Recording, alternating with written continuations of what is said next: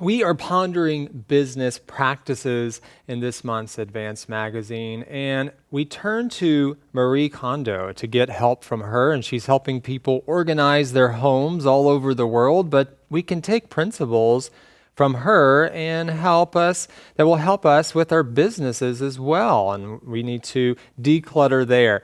But first, I want to ask Jack what you do in order to try and reduce clutter, maybe on your desk or in your room or house. Well, first of all, I think I should confess my desk is usually a terrible place. My desk is usually a place to just collect things. Okay. I do work on it sometimes. But the nice thing is I do try to keep the rest of my spaces clean, clear.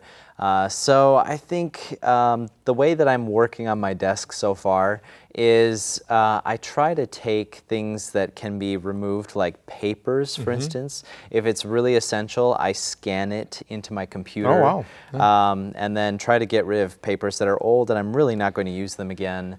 That one is difficult. Papers, right? You can get all these papers, receipts, and all this stuff, and it's easy just to put them somewhere on a shelf or wherever, and there can just be lots of clutter. Absolutely, yeah. And it's great if you can just recycle that paper and let it move on into the next cycle of recycling. Yeah. Well, Jack, do you think we make our lives too complicated with all the stuff we have and with all the things we are doing?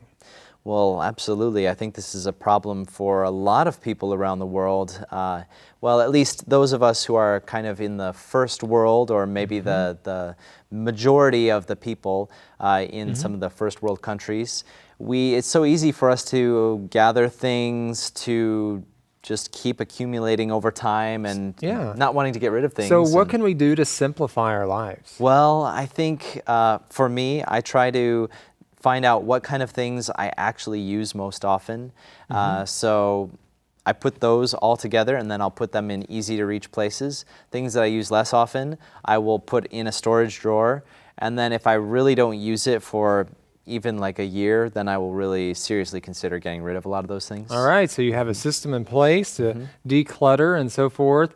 Well, Jack, in day 2, we discussed the importance of tribes. What is meant by this, and how can we apply this to life in general? Okay, well, the tribes that he is talking about is basically how you can use people to advertise for you. Because once you have kind of a community around your product or your business and they become your fans, then they will do all the advertising for you. And I do believe this. I've worked in some jobs where I've freelanced before. That means I kind of offer my services, and I never had to advertise. It was entirely by word of mouth, just people sharing it.